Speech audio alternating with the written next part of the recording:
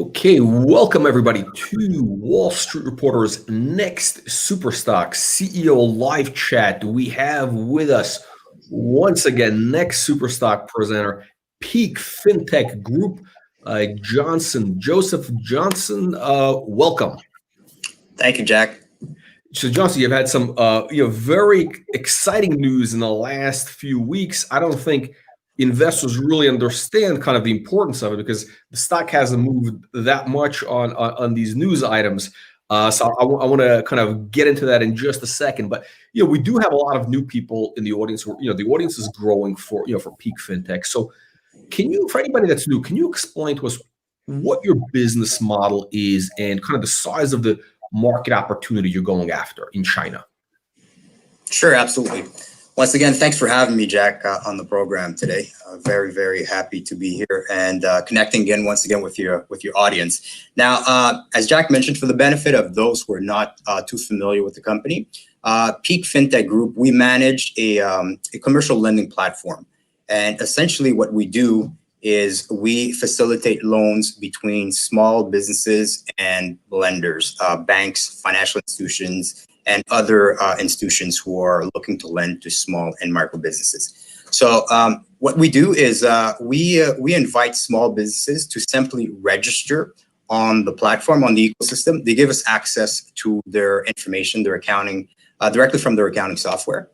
And they allow us to pull data on their business from various public and private sources. Now, we gather all of the information that a financial institution would need in order to make a lending decision, a credit assessment of the business. On the other side of that equation, we invite financial institutions, banks to enter the lending criteria, and we use analytics and artificial intelligence to match the data that we collect on the small businesses with the lending criteria of the lenders. So essentially what we do is facilitate lending and credit transactions between small micro businesses and banks and lending institutions. And once a transaction happens between the borrower and the lender, we collect the fee. Essentially, that's the business model of the company, and the fee varies between 1% to 3%. It can get as high as 4%, depending on the lender and the value of the loan, but typically it varies between 1% to 3% of the value of the loan. Essentially, that's how we generate our revenue. Okay, so basically, for you're creating these kind of qualified leads for lending institutions, and you get a percentage of the loan amount that they originate. Correct. And in a nutshell, yeah, that's what we do. But okay. We gather information, we aggregate the information, and it's more than just a qualified lead. These are really specifically based on the criteria of the lenders. Like, I mean, the lenders could not have done it better themselves if they spent, a day, a week, or whatever amount of time analyzing these files. We allow them to do that in a matter of minutes, very, very efficiently. Okay. And how big, okay, so in China, how big, you're going after kind of the small to medium sized business? Small, medium, and also micro businesses. And micro, okay. So how big is this market opportunity in terms of like what is, how many loans are outstanding right now, or what's the potential, and how big do you think Peak can be in this market as a player? Listen, we're going to get to that in a minute, but in terms of the revenue potential of the company, but just the size of the market in terms of number of small and micro businesses, we're talking about well over 100 million of these businesses out there. China is the largest market for fintech in the world, and that's one of the reasons why we're in that space. Now, as I was saying before, I really want to put in context the deal that we announced earlier this week on Monday with the Beijing Dianjin company, BDC. Now, as I mentioned before, we earn between 1% and 3% of the value of the loans that we facilitate. We established demand for our product and services started back in 2018. We were in the city of Wuxi in China, in the province of Jiangsu. And in 2018, we generated $1.6 million in revenue for our services. And in 2019, that scaled up to 11.7 million. And this year in 2020, it's all about growth. We're really looking to, we've already established the demand for the product. We're really just looking to grow the service across China and across different verticals and scale revenue. Now we're forecasting 40 million this year in revenue.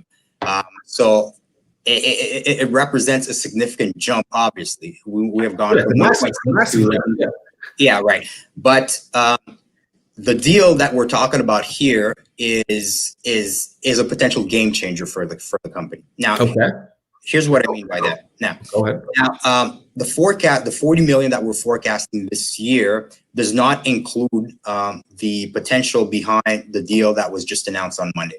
Now, the deal with BDC, the BDC's got 60,000 online retailers. They first of all, they are a distributor of consumer electronics products, right? So they sell laptop computers, cell phones, televisions, you name it, right? We talked about in one of our news releases about the Baidu smart speaker. So that's now one of their products. That's the space that they're in. Now, they are a distributor, a reseller, excuse me, a facilitator for 60,000 online retail stores in China. And these online retail stores sell on the three largest e-commerce portals in China. I'm talking Tmall, which belongs to Alibaba, JD.com, and Pinduoduo.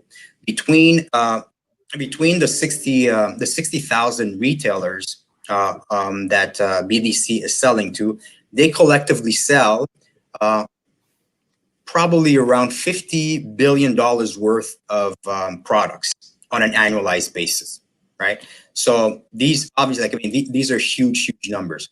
Now, BDC was not offering financing to these clients. Now, we obviously saw this as a huge opportunity. So we went to BDC and we said, hey, listen, you know, these clients of yours, they're already buying a lot of your products. Imagine how much more they could be buying if you offered them the opportunity to finance their orders with you, right? So this was an attractive offer proposition for BDC. So they listened to us. We talked to them about various business models, but essentially what we want to do, what we ended up doing, is we agreed on bringing the Lending Hub services to those 60,000 online clients. So that's the deal that we're about to sign with the BDC. Now, let's look at some numbers, very high level, Jack, just for the benefit of your audience to understand the potential behind this deal, right? So these 60,000 online retailers sell for $50 billion worth of product every year. Now, according to BDC estimates that roughly 50% of those stores will jump on the opportunity to get their orders placed with BDC Finance, right? Okay. So, if we're able to facilitate $25 billion worth of credit transactions that these 60,000 plus online clients are going to be placing with the BDC. If you look at the average, the range of percentage of fees that we make between, we talked about 1% to 3% of the value of the orders that we facilitate on the platform. So $25 billion on the lower end, we're talking about annual sales here. Okay, on the lower end at 1%, that would represent roughly $250 million in annual revenue for the company. On the higher end, at 3%, that would represent $750 million worth of revenue on an annualized basis. Now, I'm not saying that tomorrow we're going to be facilitating all of a sudden $25 billion worth of transactions through the platform based on this deal, but certainly we will be able to very quickly start offering financing and scale up eventually to those levels of $25+ billion worth of transactions. Okay, so Johnson, so let me ask you this. Okay, so basically, to sum up, you're going to have the opportunity to offer financing to these e-commerce vendors that these guys have. They have 60,000 vendors. And where are they selling? They're selling on what is it, Alibaba or whatever? Right. They're selling on Tmall, which belongs to Alibaba. They're selling on JD.com and they're selling on Pinduoduo. Again, those are the three largest e-commerce portals in all of China. Okay. And okay, so essentially you're going to offer them financing. Now, are you going to be essentially you're going to be like giving these leads to your financial partners? How is this deal going to work? Right. So the way it's going to work is the way everything works currently on the Lending Hub. The Lending Hub is a platform. It's an ecosystem where small businesses basically sign up, right, in order to have access to loans. Whether the loans are for to purchase material, to purchase equipment, or whether the loans are to basically business expansion, whatever the case may be. We have a variety of lenders that are already part of the Lending Hub ecosystem, right? So these small businesses are going to offer loan opportunities to those lenders that are already on the platform, right? So we are facilitating those loans. What we're going to do is we're going to start to analyze the sales, the transactions of those 60,000 online retailers, and those that qualify will receive opportunities, basically offers to have the orders that they place with the BDC financed, essentially. Okay. And a fee for that. Okay. So, their total, they're doing what you said, 60, whatever, 50 billion and, whatever, 50 billion, whatever, these, the big numbers. Yeah. But so even if you get, I'm just being conservative here. Let's say you get 5 billion in sales that you can finance for their customers. That's 50 million plus revenues for you at 1%. That's correct. At 1%. So now, this is basically goes right to the bottom line, right? Because it's not like you have costs; it's pure margin.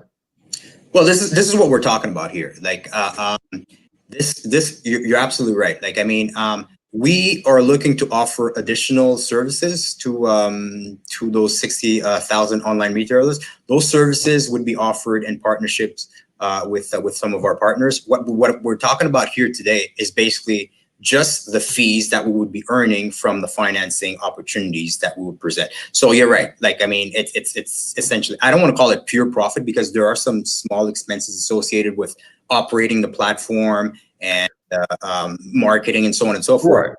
But you're right. It's software, right? And the margins are very large on this transaction. Okay. And how will this work? In other words, how does this partnership work? Are you splitting the revenues with BDC, or how does it work? It's like, you see, BDC is already making the margins, right? Because they're selling the products, right? Okay. So their markups on the products and the financing opportunities that they're offering to the clients will only allow their clients to purchase more from them, right? So they're already making that kind of revenue from the sales. That's their business. They're a distributor, right? So they make revenue from the sale of the products. Now, the joint venture that we're creating with them, because they are bringing a lot to the table, right? Like BDC's they have relationships, by the way, not only with those 60,000 online retailers, but they have direct relationships with Tmall. They have direct relationships with JD.com and with Pinduoduo, right? So they have information on the businesses that we need, right? We need to have access to this information in order to analyze it and assess the credit worthiness of those businesses. So because BDC has additional, assets, whatever you want to call it, that they're bringing to this deal, we're creating a joint venture with them, and we will be majority owners of this joint venture, but BDC will also share in the revenue that's generated from this joint venture. Now, according to what we've been talking to BDC, this is basically just the start of the deal. We will have an opportunity basically to acquire 100% eventually of this joint venture. Now, BDC, because of the relationships that they have with JD.com, with Tmall, and so on and so forth, we're looking at working with them to us, Peak Fintech, to possibly have relationships directly with JD.com or with Pinduoduo or one of those large e-commerce portals. Now, imagine for a second, Jack, we're talking about 60,000 retailers, right? 60,000 retailers. If you look at the size of the market, we're talking about a market in China that has in excess of 100 million small and medium-sized, small and micro businesses that we can go after, right? So what we're trying to do in 2020 and beyond, as I mentioned, it's all about growth and expansion, right? We're looking for ways to instantly have access to a large number of clients and bring them into the fold, become part of this lending hub ecosystem that we've created in China. Now, the interesting part about Pinduoduo, JD.com, or Tmall, I believe, I don't have the exact numbers, but I believe collectively between those three online portals, they have upwards of 7 million online shops that sell on these platforms. And JD.com itself has an excess of 1 million online shops. Now, we're starting to work with 60,000 shops who do business with BDC, but eventually down the line, we may be in a position, because of BDC's relationship with those online portals, to have a direct relationship with those online portals where we begin to offer financing to their millions of small online shops that sell on those platforms. Actually, not all that small. So yeah, I mean, these are some very substantial numbers. Okay, so just to recap, and we're going to jump into the audience questions because we've got a lot of comments and questions coming in. Mm-hmm. So that's, I think, really that's going to be the focus today is answering some of these audience questions. Right now, how many shares, or like, what's the market cap of Peak is what? How many shares fully diluted do you have outstanding right now? Okay, fully diluted, we have, I would say, around 130, 140 million shares outstanding. That includes the last financing that we did just a couple of days ago. So we have roughly 140 million, sorry. So around 45, 50 million market cap, Canadian, right. Okay, yeah, right. Okay, and so and you're doing right now. You did 7 million revenues last quarter, right? You did 7 million last quarter. You're on track right now before today's news of doing 40 million. So you're really trading at like 1x, right around 1x revenues based on the current, run rate, more or less. Correct. Yes. For a fintech company, I mean, like. So in terms of fintech companies, I will actually, those of you in the audience, maybe you guys can pull up some numbers. I don't know what Square and what was it, Alibaba maybe is in the space. So what are the multiples on fintech players, especially in emerging markets? If anybody wants to pull that up, that would be interesting. So that's very compelling. Here's my question: these companies, why? I mean, like. Why can't what's the competition like? I mean, like, can't I don't know, Alibaba offer this type of deal? Or can't, that's a very good question, Jack, and I want to touch on that because we get that quite a bit, right? That's the obvious question, right? So I'm sure right. People are asking, like, I mean, because Tmall belongs to Alibaba, right? I think everybody knows that, right? So they're saying, well, Alibaba can easily do this, and what Alibaba has done really is they do have a financing arm, right? It's called Ant Financial, right? Ant Financial, Alibaba's they have Tmall, they have Taobao, which is a consumer-to-consumer portal, which is almost as popular as the Tmall B2C portal that they have, right?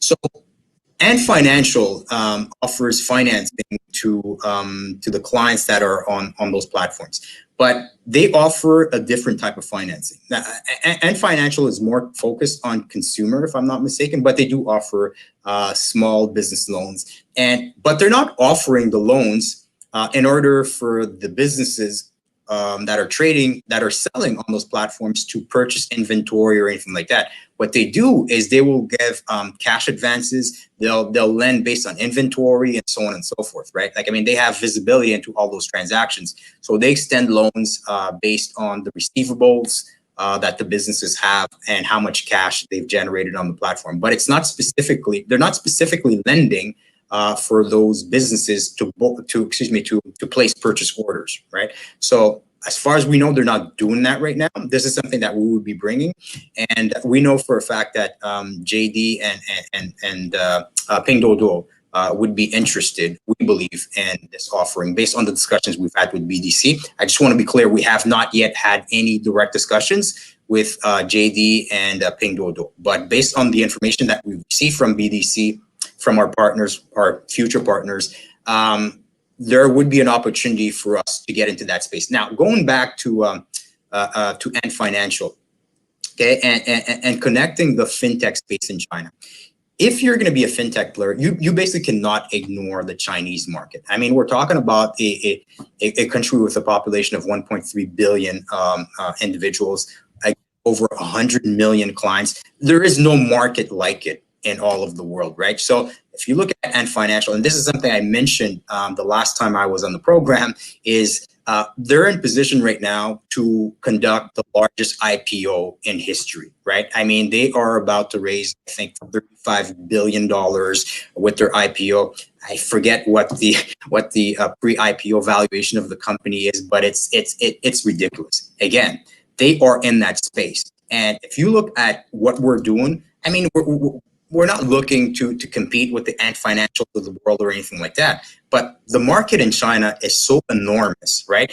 We're playing in a space right now. I'm talking to you about thousands of businesses, right? Our focus is all on small and micro businesses. I'm talking, and the numbers that we're talking about in terms of revenue potential, how much Peak is going to be doing this year, next year, over the next couple of years, we're talking about thousands, okay? You know, thousands of small businesses. We're not even talking about hundreds of thousands of businesses yet. So it's a small, basically, you're getting right now, it's just a tiny fraction of the market. Peanuts, essentially. You know what? But if we do things right, if we do things right, and we remain in that space, and honestly, we don't need to get to the point where we have 1 million or a couple million small businesses. By the way, 1 million would represent less than 1% of the potential market space, right? But we can't even do projections, honestly, Jack, with 1 million small businesses that we're facilitating credit on, okay? That's the market that we're in, right? So we're talking about this year. I mean, a lot of people raise eyebrows. Earlier this year, when we put out our forecast, we said, okay, we're gonna do 40 million this year. You know, people were like, wow, like, I mean, we don't believe it or whatever. But no, like, I mean, if you look at the company's business model and the space that we're in, I mean, $40 million is like, it's like peanuts for us. Like, I mean, we're seeing well beyond that in the coming years, especially when you consider the kind of deal that we just signed with BDC. So, okay, so let's jump into some audience questions. We'll start with, first question is, he's asking, Chinese government is urging banks to cut fees for small business. Will this affect your revenues? You know what? We are, there were some exorbitant interest rates that were being charged to small and micro businesses, specifically because of the fact that they have a lot of difficulty accessing credit and loans, right? So some lending institutions were charging 20, 25% annual interest rate, which was ridiculous, right? So yes, the Chinese government is saying, okay, you know what? Like, I mean, that's outrageous. We need to put an end to this, right? So they've basically, I forget what the maximum is, but you can no longer charge above, I think, 20% annual interest rate for a loan. But the loans that we're talking about here on the financings of the purchase orders or whatever, we are in the range of between 10 to 15%. Like, it's very low for So we are well within the reasonable range as far as concerned. Let's see. Okay, we got a question here. Serge is asking about the city of Jiangyin. Why so many financial institutions came on the platform same day? Is there a guarantee of loans by the city? Yes, I mean, yeah, we can easily answer that question. If you go back to the press release that we put out about the creation of the financial center with the city of Jiangyin, this was something that was negotiated with by the city officials. There are a lot of financial institutions who do business in the city of Jiangyin. So when the idea for the creation of the financial center was being talked about, city officials went to a lot of the banks that were already doing business in the city of Jiangyin, and discussed the idea of the financial center with them, and they almost pretty much, I think like 90 or 95% of the banks that were offered the opportunity to be part of the financial center signed up to be a part of it. So that's how we're able to get 30 banks just in one shot, all of a sudden, to be part of the ecosystem and the financial center in Jiangyin. Now, there is a guarantee, and that's also stated in the news release. The city of Jiangyin, along with some insurance companies and private funds, created a fund that would guarantee the loans that were facilitated through the lending hub platform. Through the financial center, but still managed by the lending hub platform. Okay, I guess this is a question or a comment. Edward is saying that the final 2 quarters are going to average 15 million in revenues each. Is that, Johnson? Any comment? Yeah, I guess yeah. If you look at what we've done so far, I think we have I believe what Ed is saying is we are 30 million, a little bit less than 30 million short, because we've generated so far between the first and second quarter, we have generated almost $12 million. So for us to get to $40 million, we need to generate 28 million. So it's a little bit less, Ed, than 15 million, but yes, that's what we would need to average in order for us to reach our objective of 40 million. Okay, so Safraz is asking about revised projections based on this new development for 2021. I think without a question, once the deal is finalized with BDC and we have better visibility into the numbers, we run through our forecast, we have solid numbers, I think we have no choice. We will definitely have to revise the forecast that we put out, because those forecasts will no longer stand. Okay. So we got a question here. Okay, so we got a lot of questions. Okay. Hang on a second. We got. I'm scrolling up here. We got a bunch of questions. Looks like that I missed. Okay. So we got a question. We talked about margins before. I asked about the margins, and I guess so that in terms of margins, what are the margins on these on these deals? What are the margins? You know what? As I mentioned before, right? Part of this deal, we're going to be offering additional services to these online shops. Here's what I mean by that, right? So the deal that we're going to be signing with the BDC is the supplier, right? So they will supply the laptops, smart speakers or whatever and stuff like that, right? So the retailer will place an order, and that order will have to be, for the most part, that order will have to be warehoused somewhere, right? And then when an order is placed, when a consumer buys a product, that order will need to be shipped, from the warehouse, it'll need to be shipped to that consumer who purchased the product, right?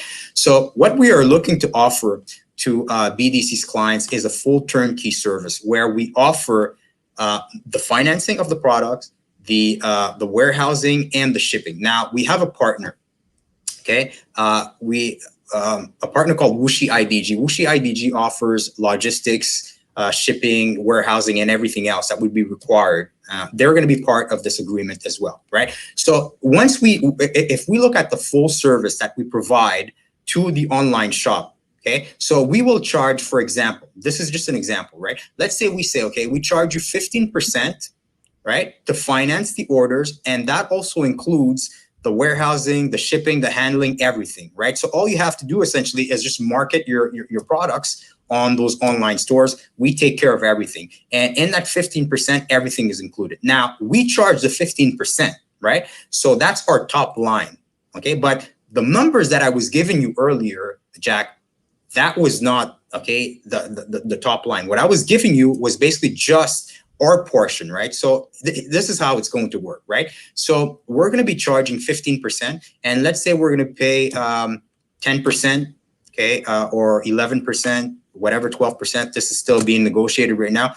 We're going to keep between 3 and 4% for ourselves, right? And the rest is going to be split between Wuxi IDG and the financial institution, if it's not Wuxi IDG themselves who finance the deal, right? So actually the top line numbers that we're going to be presenting are going to be much larger. As far as this deal is concerned, it would be much larger than $250 million, right? Okay. So I'm the lower end that we're talking about, okay? But the 250 million basically just represents our portion of that transaction. This is the 3 or 4% that we will be keeping ourselves. Okay. So it's interesting. So basically, so if you're working with these, so just to make this clear, Jack. Okay. So I know the question was about margins, right? So they're talking about, okay, the $250 million. Okay. Once you remove the expenses, what's going to be left? What's the margin? No, what I'm telling you is that the $250 million, that is the margin. Like, I mean, that is like the pure profit. The top line, the actual top line number is going to be much higher. Okay, so we got a question about that just came in about the shipping. So I guess the logistics part. So you mentioned this logistics and warehouse component. So I'm kind of assuming that basically these loans are essentially kind of collateralized by this inventory. It sits in the some. It's very very secure, Jack. Like, I mean, that's okay. So that makes a lot of sense. So basically, that's pretty interesting here. Okay, so we're going to provide, by the way, we're going to provide more details about the deal itself, so that people have a better understanding of the deal, the potential behind it, and how the whole thing is going to work. We expect to sign that before the end of October, so your audience can keep their eyes peeled basically for the announcement, the upcoming announcement of that deal.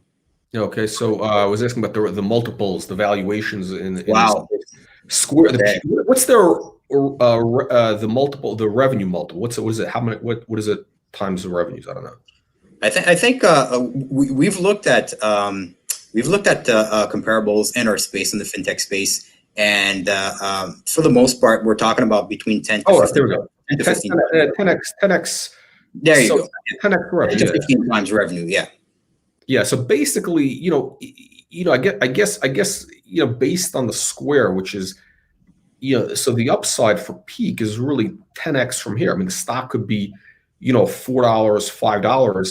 $5. If the market kind of wakes up and kind of starts valuing it based on, where other players in the space are. That doesn't even include the premium for like that China, the emerging growth premium. But I think kind of the China thing is a double-edged sword right now, because I think some investors are kind of scared by China. They're worried, this is going to be, this whole political thing that's happening with the U.S., China, back in Canada even. So that's maybe putting a little bit of a damper on it. But at some point things will open up.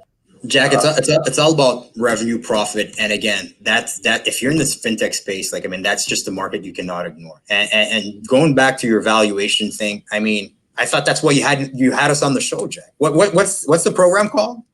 Next Superstar. There you go. Exactly. So that's what we're looking for. Again, anybody that's watching this video for the first time, our goal is to bring companies which have that 10x to 100x upside. And we've had this year 3 stocks that have already been 10 baggers or more, 20 baggers in case of Cytodyne. So here, I think what I find interesting about Peak is that you actually have that kind of clear path to that 10x upside, because if the valuation gets in line with the peers, there's your 10x. That doesn't even include the upside that you have with this new deal and some of the other stuff you have coming up. So that's Jack, listen, Jack, it's just a matter of time. Like, I mean, that's why we're here. Like I said, we spent the last couple of years basically establishing the demand for the product, right? So that's done. We don't have to do that anymore. Like, I mean, there's proven demand for our services in China without a doubt, right? So it's all about expansion and scalability right now. So we're looking to scale the business, and there's no doubt in my mind. Like, I mean, the company's hidden. We're a small company out of Montreal doing business in China. I doubt a lot of people know about this company, particularly on the US side. Nobody knows about it. No, exactly. Nobody knows about the company, but I mean, it's not going to be a secret for much longer, right? Like, I mean, we're on your program right now. We're going to come back once the deal is announced, basically, and we're going to get in people's faces for them to realize, and eventually, I mean, we're going to get some institutional investors to, understand the business. We're working on getting analysts to start looking at the company, putting out research reports, comparables with other fintech players. So it's just a matter of time. I mean, there was actually a report. What is it? There was an interesting analyst report that came out. Was it last month? It had like $1.80 upside. Yes. I mean, this was a research report that was put out by a very respected analyst, Chris Thompson, out of eResearch. But it's all Canada, right? Like, I mean, I don't know how much reach eResearch has in the U.S., but we're looking at working with let's call it let's say some higher profile U.S. based research companies to start to shed some light on the company and get the word out there in terms of how undervalued this company and how much potential it has. I forgot. That was $1.40 or $1. What was the upside target? No, I think initially he had forecast a $2 price, if I'm not mistaken. Okay. And given the fact that the revenue this year for the first quarter were a little bit under the 40 million run rate, he had, I think, revised that to $1.80. But again, I don't think I'm fairly confident that we're going to make our 40 million target this year. And as one of your audience members suggested earlier, we will likely have to revise the forecast at the end of this year in light of this deal and other deals that we could potentially sign between now and the end of the year. So here's an interesting comment, which I guess he's saying 250 million revenue, right? If you do 250 times 8x revenue multiple is 2 billion market cap. So that's from here. What is that? That's 50x upside.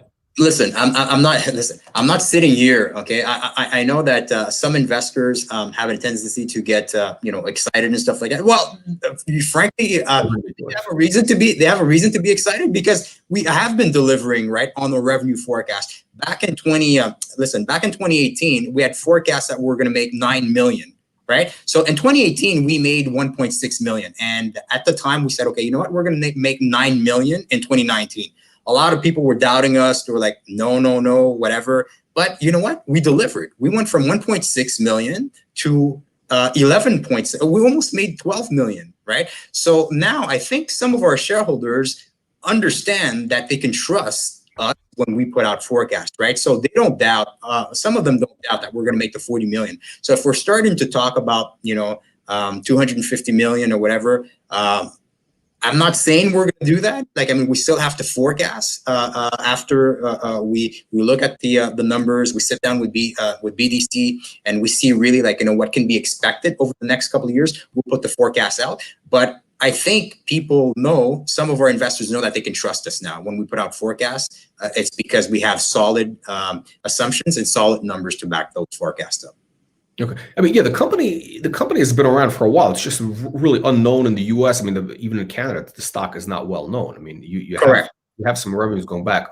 So Angel is asking, so what you're expecting, the total notional under the agreement with was it Jiangxin? That's the city, I believe. Yeah, that's the city of Jiangxin.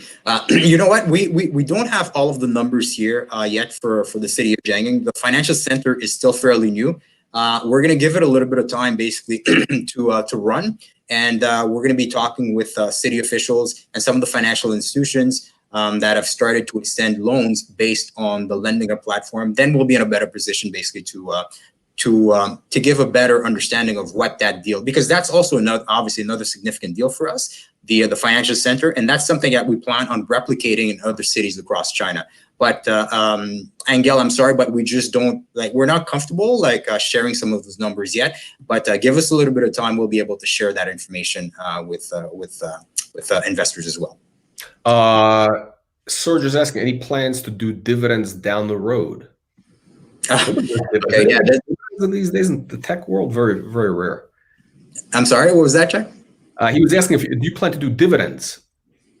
Yeah, obviously. I mean, that's something that, I mean, if you're going to be a profitable company, which we intend on being, this year, next year, whatever. Yes, one of the things that we want to do is we want to reward our shareholders and pay a dividend. That's something that we've talked about. We've been talking about that for since 2019, when we started to get some footing into the space in China, and we looked at the forecast. Yes, a dividend is something that we will plan on doing. Obviously, like, I mean, we have to balance paying out a dividend with growth opportunities, right? There are so many opportunities in front of us right now. It's wide open. The space is wide open. So there will undoubtedly be some growth opportunities for which we will have to reinvest. But certainly, taking a portion of the profits and paying a dividend is definitely something that we plan on doing over the next, let's call it 12 to 18 months. Okay, so Johnson, we're running about 10 minutes behind. We got a lot of questions that came in. So before we bring on the next presenter, I want to ask you kind of our favorite question here, which is, in your opinion, top 3 reasons why investors should consider peak fintech stock today. Okay, well, it'll change slightly from the first time I was asked the question in the program, but certainly, the number one thing is this is not a venture, Jack, right? Like, I mean, we have established clear demand for our services. It's all about growth. So number one, it's a proven service. There's proven demand for the services is the number one thing, I should say. The second thing is the sheer potential of the market. Now, we just talked about one deal here. One deal where we have access to approximately 60,000 online shops, and you see the potential behind the revenue that would be generated from just that one deal. So the second thing is just the potential behind the company is absolutely enormous. Okay. The third thing is the team, the management team, the executives that we've put together, the people that we have who are executing this business plan. These people are very experienced. We're talking about former bank executives, people who know the lending space in China very, very, very well, who have established relationships, who can open doors for us and help us scale the business very, very rapidly. So again, just to summarize, I would say the 3 things are established product demand, sheer size of the market, and the team that's executing the plan. So those are the 3 reasons. And I'll give you a bonus one, the fact that we are grossly undervalued right now, as your audience can clearly see. So that's 4 reasons. Okay. Yeah, I guess we have some comments on that. Yeah, I think one of the kind of the challenges, ironically, is you're on the CSC, the OTC markets, and companies usually don't have this level of revenue. So it's kind of like the OTC and the CSC is kind of usually based on companies that are around hype, but once you actually have revenues, people kind of, they don't believe. It's almost like they don't believe it.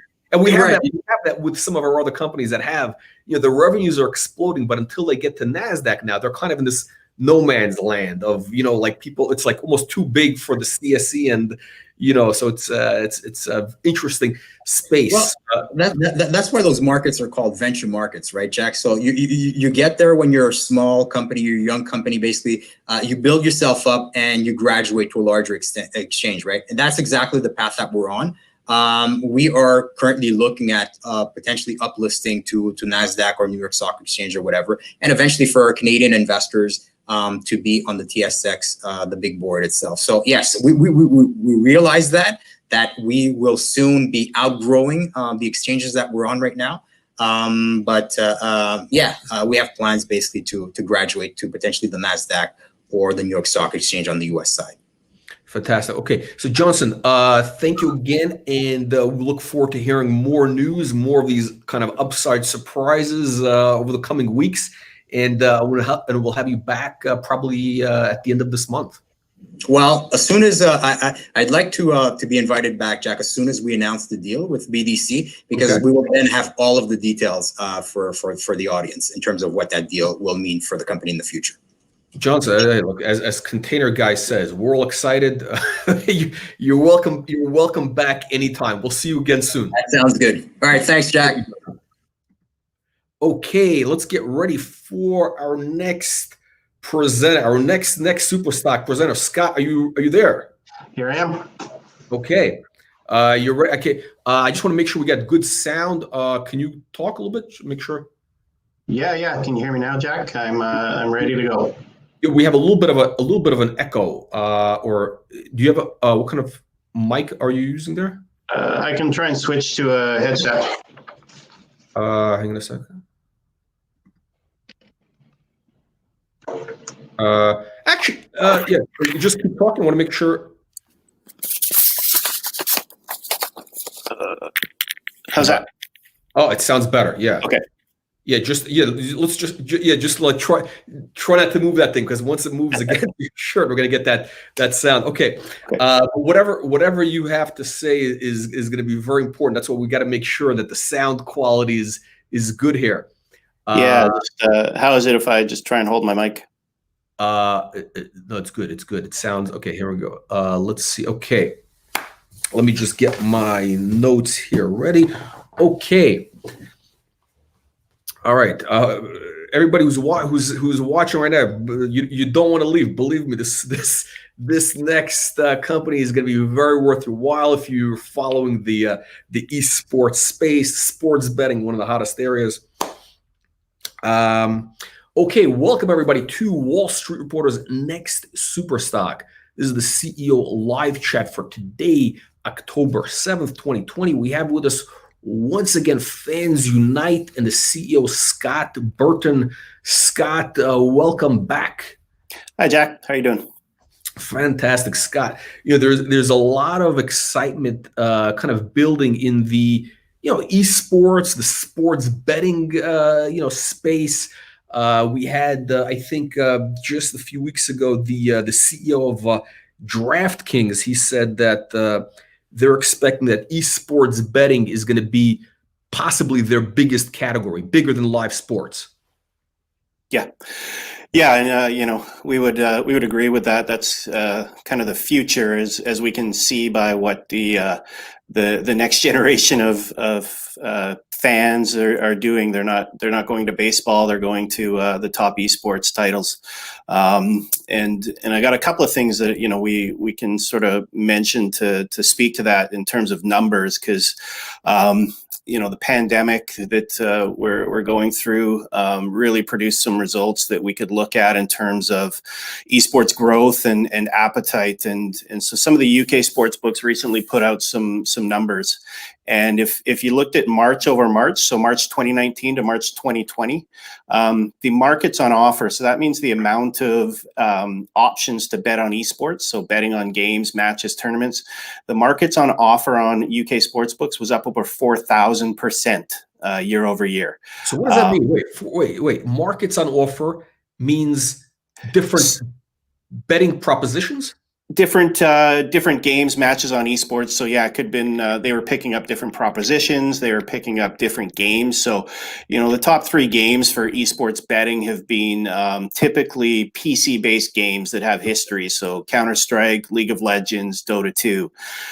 So what happened with the lack of sports is everybody realized that their esports offerings weren't, they needed to beef them up. So they've added many markets.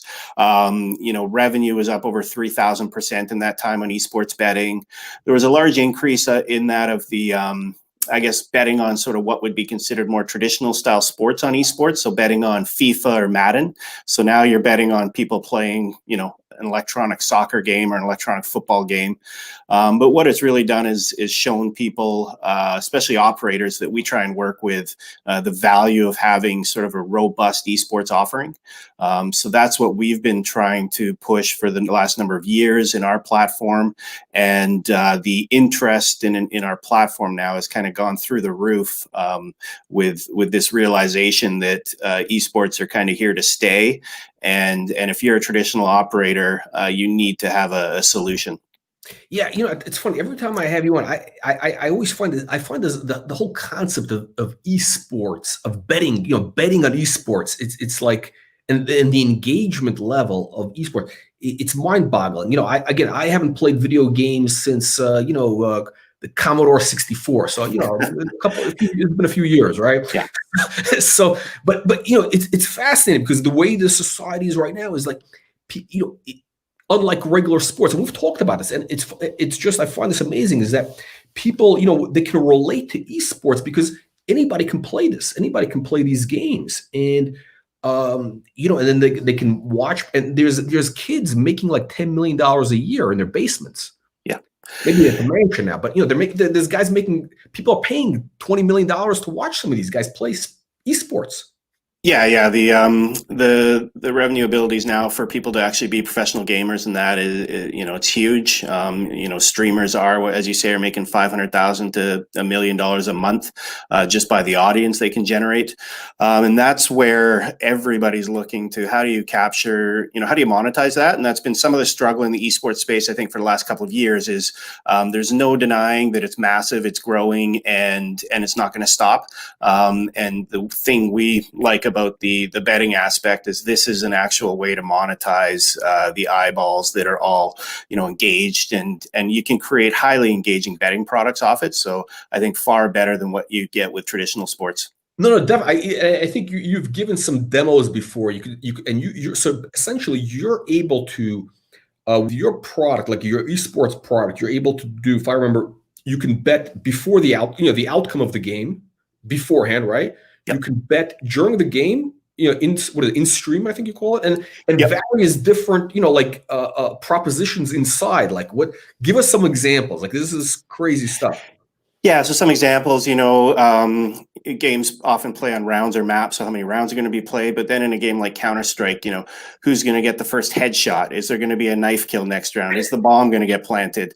And it's endless. And the beauty for us is with esports is the data is so rich and robust and it's accurate. So if you're a traditional sports bettor, which we do that as well with the FansUnite product, if you're a traditional sports bettor, all of those in-play options are limited because it requires a human input, and there can be errors. So if you're playing in-play on a real-life tennis match, that's actually somebody putting in, where the serve landed or what happened.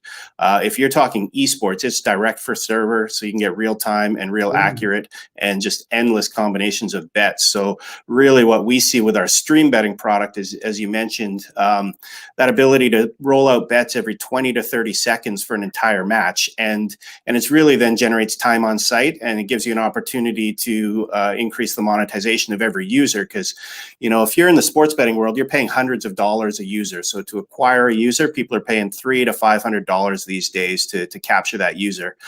So with esports betting, we just accelerate the ability to get that lifetime value, the acquisition cost back, and then increase lifetime value over time, just by the amount of markets we can throw at it. And for us, we just did something exciting that we announced yesterday. If I could jump on that. The news. So I want to talk about this news. Yeah. So we, we're always trying to make our platform better. So yesterday we announced a new data partner with Pinnacle Solutions. So now anybody who's using our Chameleon platform, that's the B2B platform. So, you can think of it like a Shopify for gambling sites. You can come to us and we can give you a white label product. We do the full payments, we do the KYC, we do the hosting, we do the licensing. You just come and brand it and market.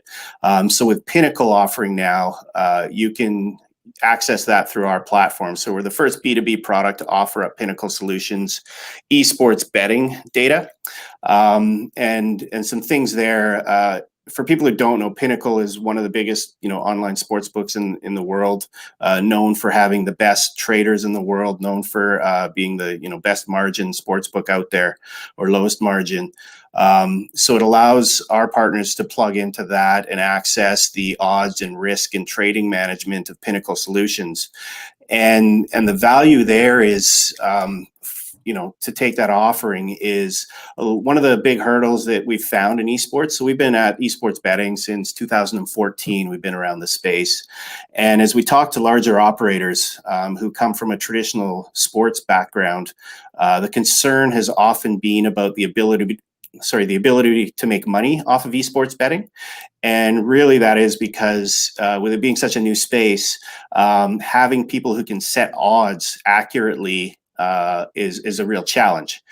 You're talking about teams that are fairly new. You're talking about a new model to put towards betting on esports, where the ones they have for NFL or basketball or soccer are fairly well established. So guys are concerned about that ability, because if you get the lines wrong, you can lose a lot of money.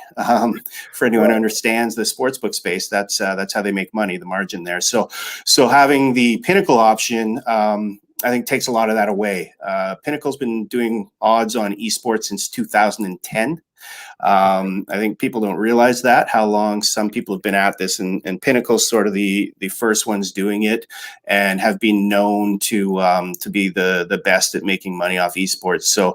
So we take away a big barrier for partners now. If they were thinking, they need esports, but we're still concerned about that, I think that takes that away. And Pinnacle can even do things like guaranteed margins. So if you're concerned about that, we can work on that. So it's a huge option that we can now give to our partners, in addition to the other data streams.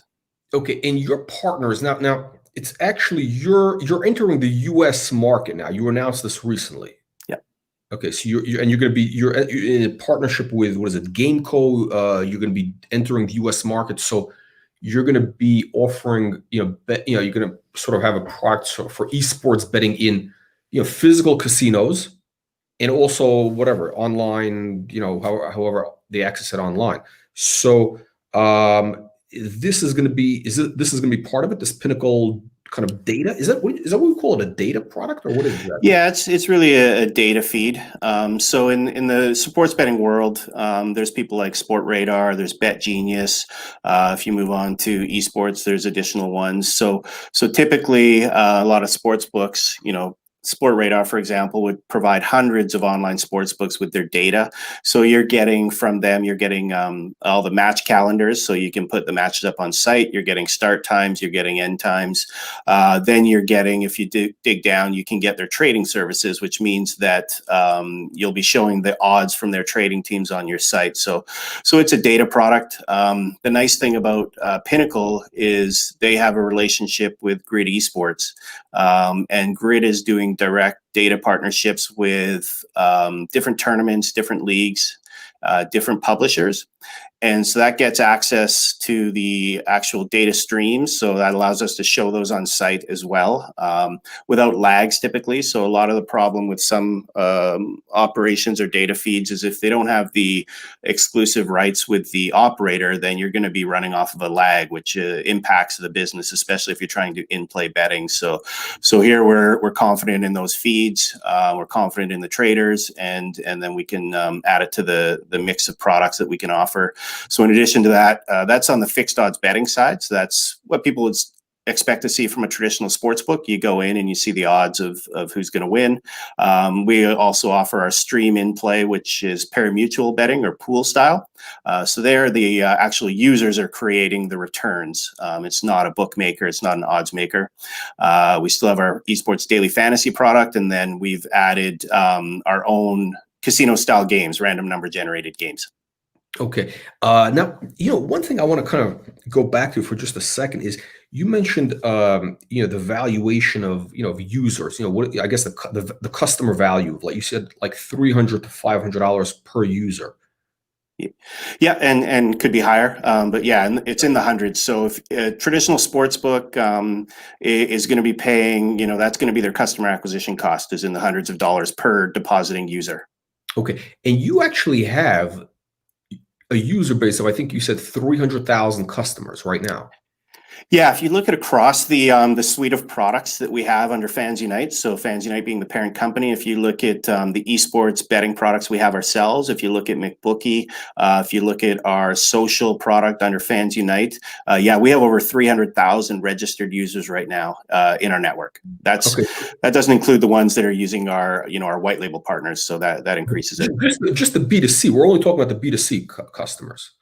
So you have 300. So in theory, that business is worth, 100 million plus as the user base. I mean, would another player pay $100 million for FansUnite is the question. Yeah, I mean, yeah, we'd hope so, or more. But yeah, in terms of valuing those users, so we have a combination of free to play and real money. So the 300,000 is that combined number. So so on a free to play player, you wouldn't be getting the 300 to 500 per user.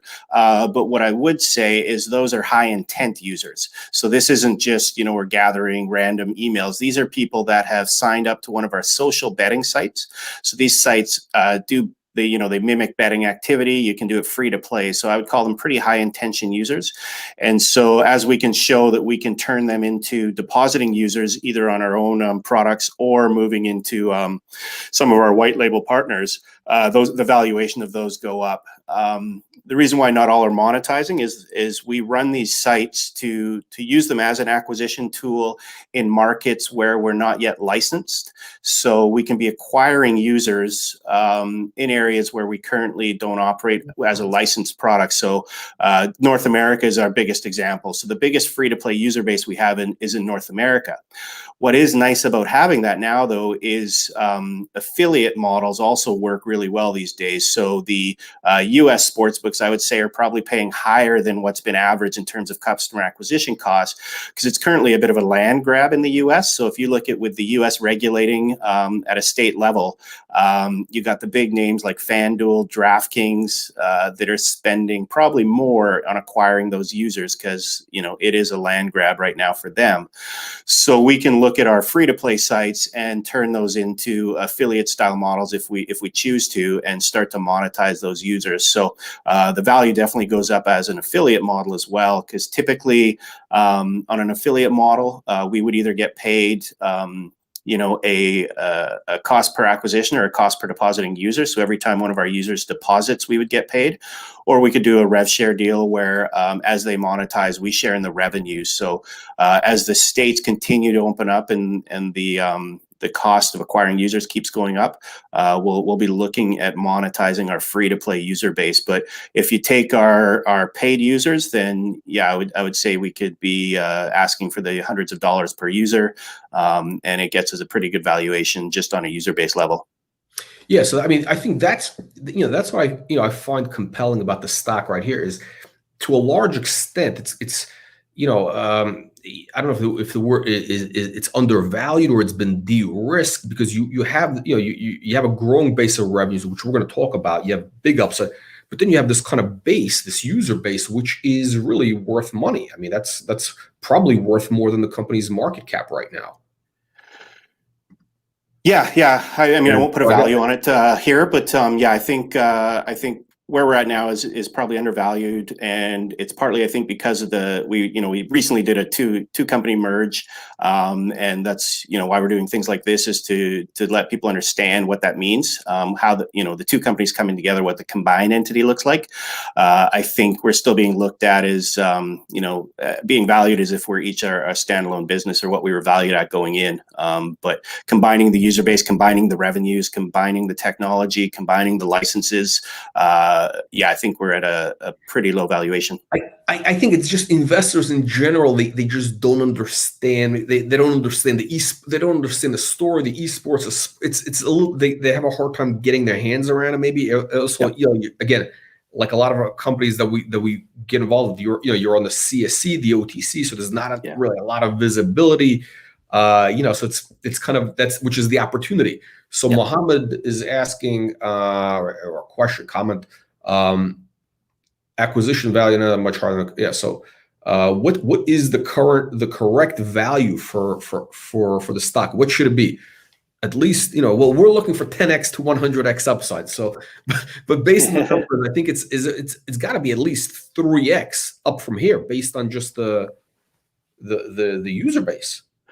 Yeah, I mean, I think I'm confident in our user base and the revenues that are going to be coming out in the next 12 months, that we're on the path to being in the realm of valuations that you're looking for here. Yeah, no, it's very interesting. Now, I just want to say, so when your news came out yesterday, I want to kind of jump back to the Pinnacle deal. What is it? The Esports Insider, which is anybody can look this up. They're I guess they're the trade publication for the space.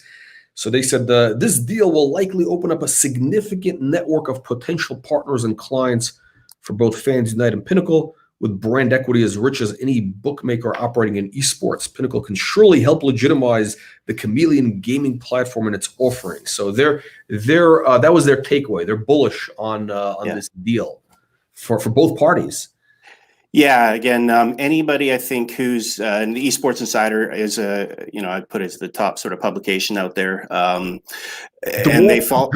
Wall Street Journal of esports. Yeah, yeah. They're a little less financial, but they do understand the space, as good as anybody out there, and they put on great events. And if you look back, Pinnacle's always going to be listed as the everyone looks to in the gambling space to talk about esports.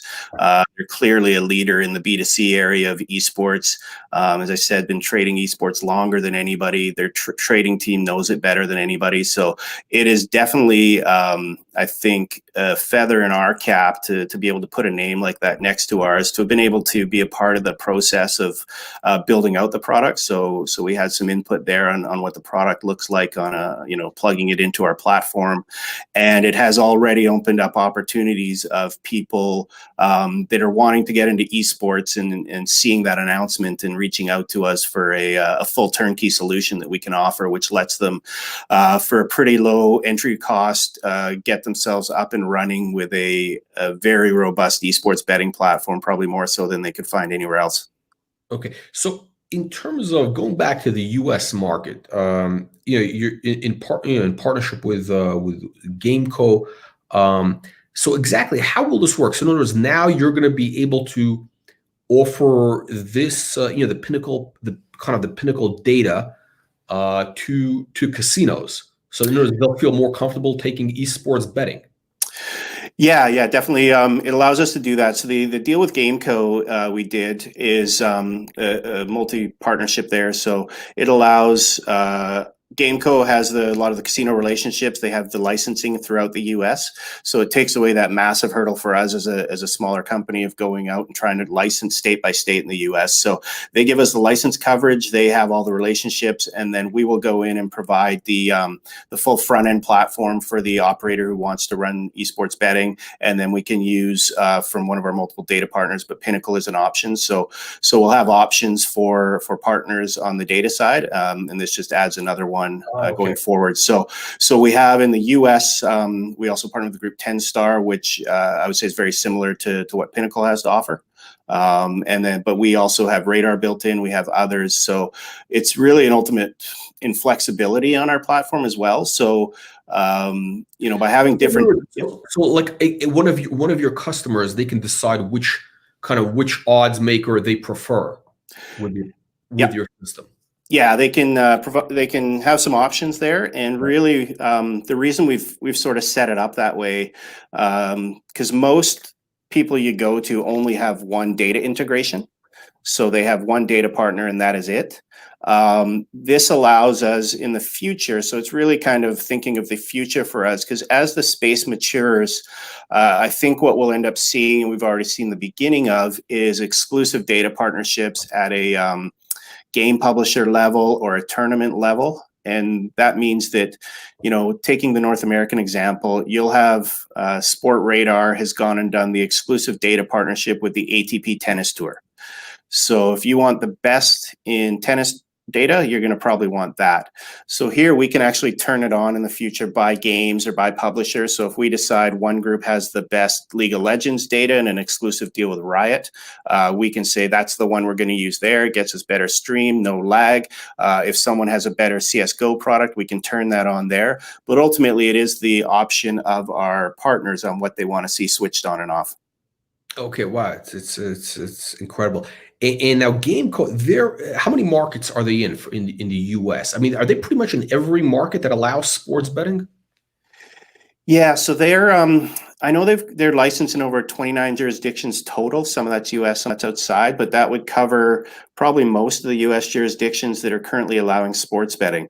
So they're not right now a sports betting company. So the Gameco really went in on the land-based casino operations with a cabinet-style product that offers up casino-style games to capture a younger generation, a younger demographic.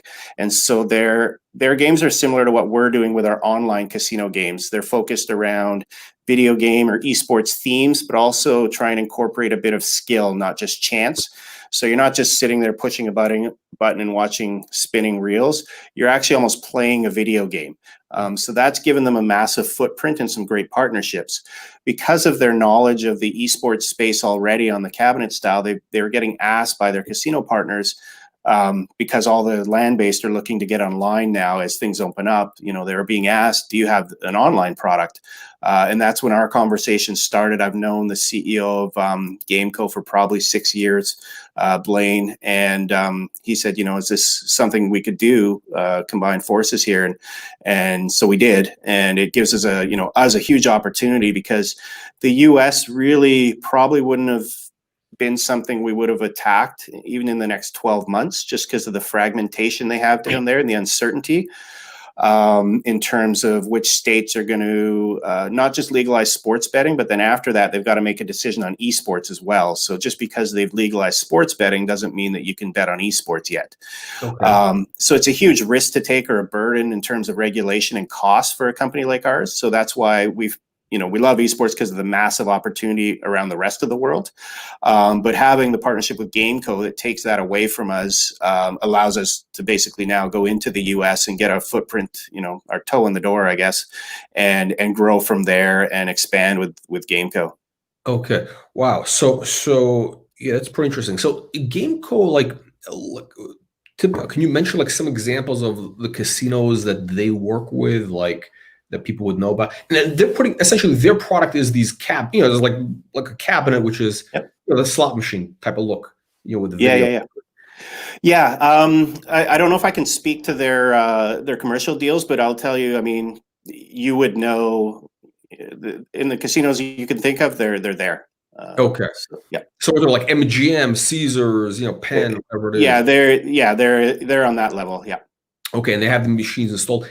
And how will they? Okay, but so in terms of, they're going to be integrating the FansUnite. Your was it the Chameleon? That's kind of your the white label product. That's going to be integrated into their.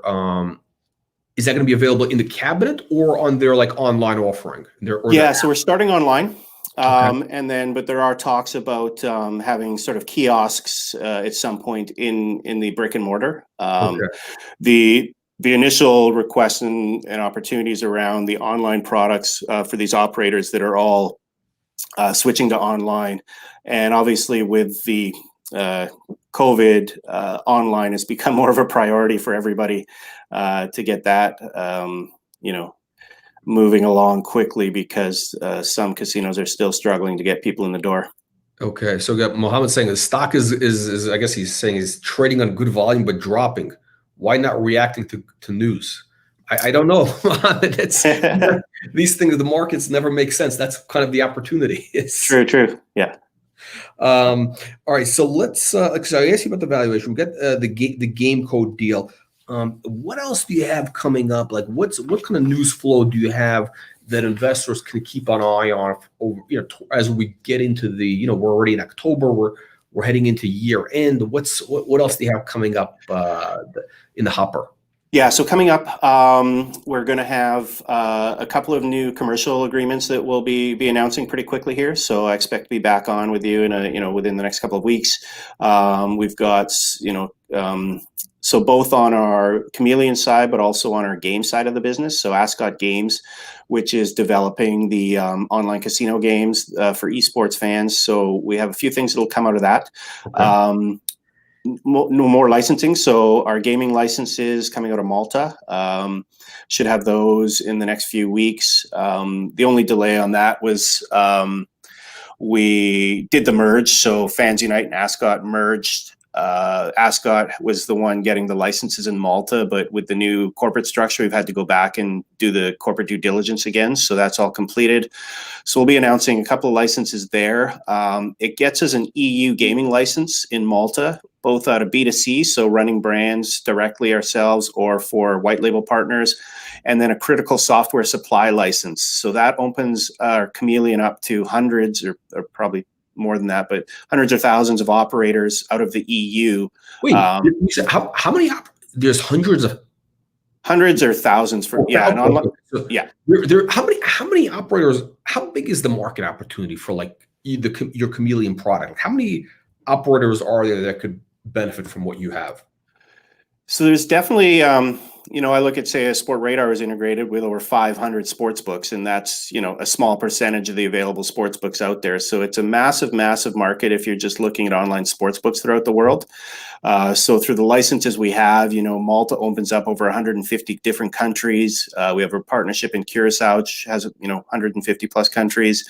We'll be getting a UK license, which allows us in the UK. So that's, hundreds and hundreds of different online operators that we could go into. But because of the way we're structured, we can actually go outside of those as well. So you don't need to be an existing betting operator to work with us. You could just have a large gaming community or a large sports fan community and want to monetize through betting.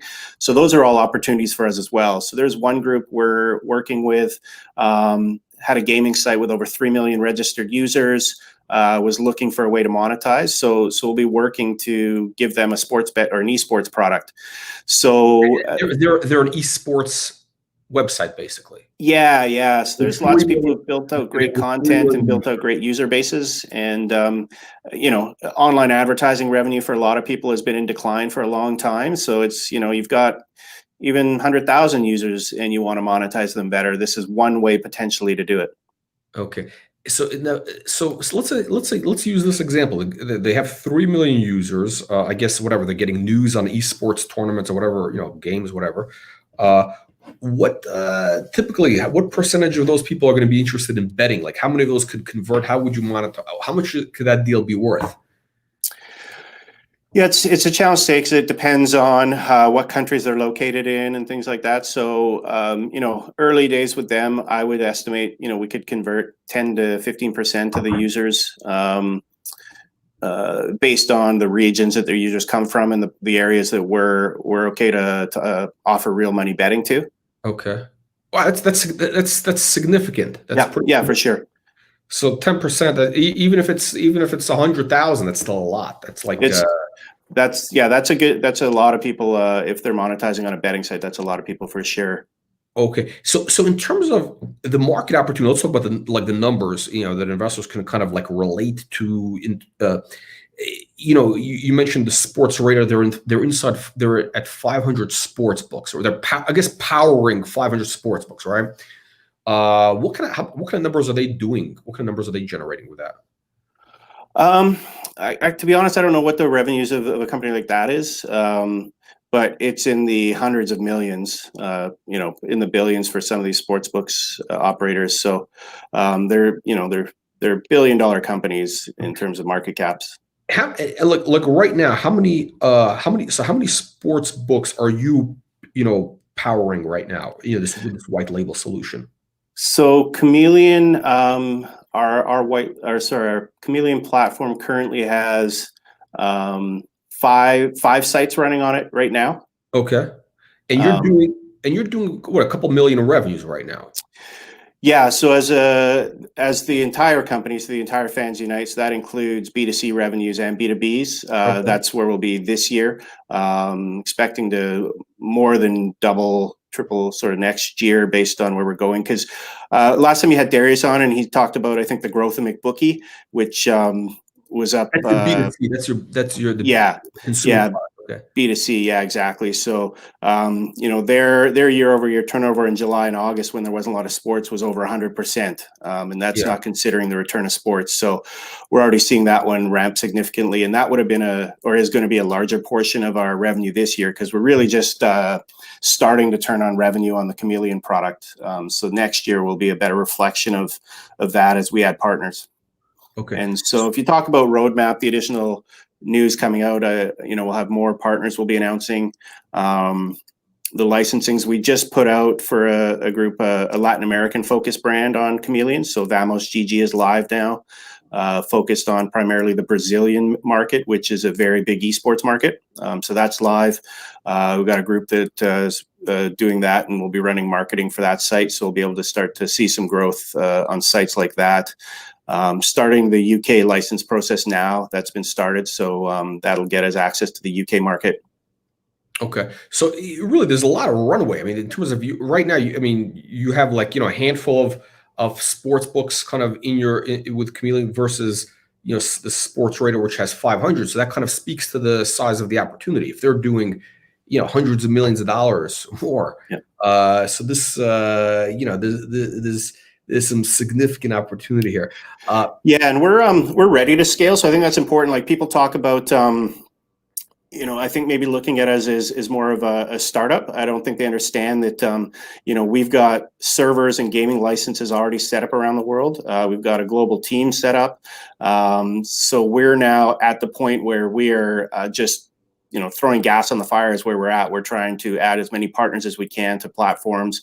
We've got the ramp on revenue on our B2C side, and then we're just going to be introducing our games to market as well. So the Ascot Games side, we haven't talked too much about, and I'll be back on very soon to I think we'll do a full episode on that probably, but that has the potential to be one of the biggest pieces of revenue that we haven't really talked about yet. Oh, wow. Okay.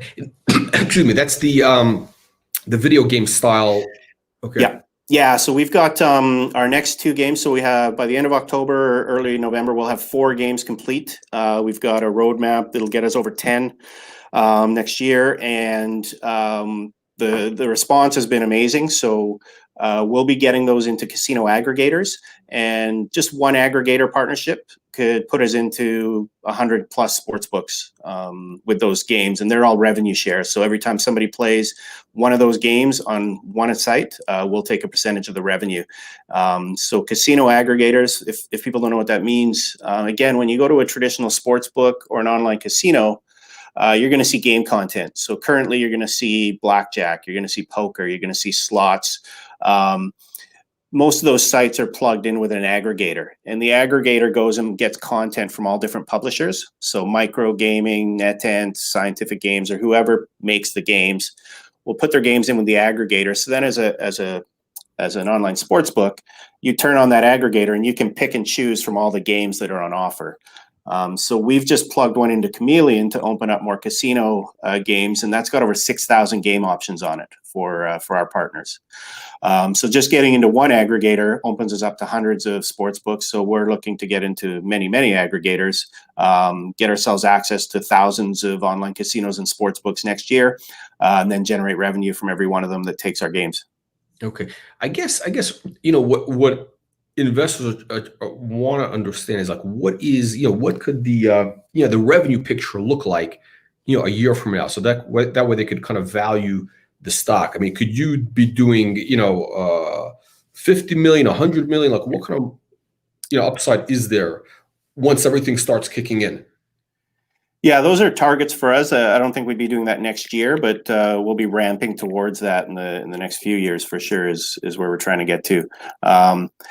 We don't like to put out huge numbers like that on speculation. I'm talking like here, but those are the numbers we'll be going towards. And so we're pretty conservative in terms of our estimates. But like I said, it only takes one of our games to really hit it, and it's like a home run. Same thing with one B2B partner on Chameleon that's a top tier sports book that could hit it. Covers the whole cost of our company basically. So what does that mean? Can you explain that? What do you mean when you say it takes it becomes a home run? What is exactly a home run in terms of dollars? So, in terms of dollars, they could be generating, hundreds of thousands a month for us on a rev share. So we have unlimited upside potential with our partnerships. So on a B2B product, we sign a deal with somebody, and they're using our platform. We have a minimum monthly license fee. So we have a monthly recurring revenue that we know is going to be there, but then we take a revenue share as they grow. So, and that there's no cap on that. So if we have a large, if a group takes off in terms of betting volume, even casino volume, whatever, we're taking a percentage of that revenue back to the business. Okay. Wow, interesting. Let's get some user questions, audience questions, I should say. Marcus asking about the Android and iOS app. Yeah. So we have to look at market by market. So right now, we don't. We are looking at the UK. The problem with Android and iOS apps is you have to deal with the app stores. So then we're in a pretty regulated space. So they don't just allow gambling apps into the app store quite easily. So if you're in a highly regulated market like the UK, then you can get your app into the UK app store. With McBookie, they've got a product and we'll be looking to probably enhance that. So currently we avoid the app stores because then you also have the challenge of the part of revenue they want to take. So so gambling is a really challenging one to get into app stores. Okay. Wow. Okay. So Scott, let's wrap up here. Before we have you come back next time, again, like we always ask, right now, based on everything that's happening, your opinion, what top 3 reasons why investors should consider, FansUnite stock today? Yeah. So top 3. I mean, one, I always think that people looking at stocks like this, again, you mentioned we're in the the Canadian market and the OTC. I think you need to take a good look at the team and the group. And so if you look down up and down our team, you look at our board, and you look at now the partnerships we have. I'd say look at kind of who's happy to align themselves with a company like ours. And if you look at our history in the space, Darius, who started Fans, I started Ascot, both been at it 6 years, gone through multiple licensing regimes. So I think if you look at the quality of the team, the board, and the investors and around us, that'll give a lot of comfort to the fact that we're kind of here to stay and poised to be a successful company. You're coming in right now. You're right at the major inflection point, I think, for the business. As you say, like revenue is going to be ramping on all 3 fronts. So that means the B2C operations we have, the Chameleon platform, but also Ascot Games. So you're coming in at a point where you're going to see the biggest growth on valuation and on revenue. And as I think we talked about, I think we've been a bit undervalued currently after the merge and people, trying to understand what this merged entity looks like. So more education from us on that. So we'll be doing more of these things. But again, I think it's an undervalued stock at the moment. So it's a good opportunity. Okay, fantastic. Okay, Scott, thank you again, and we'll have you back hopefully in the next couple of weeks once you have some major news out. Yeah, we'll have something for you. Thank you, and thank you everybody for joining us for our live stream today. And we'll see you on the next one. All right, thanks, Jack. Thank you again, Scott.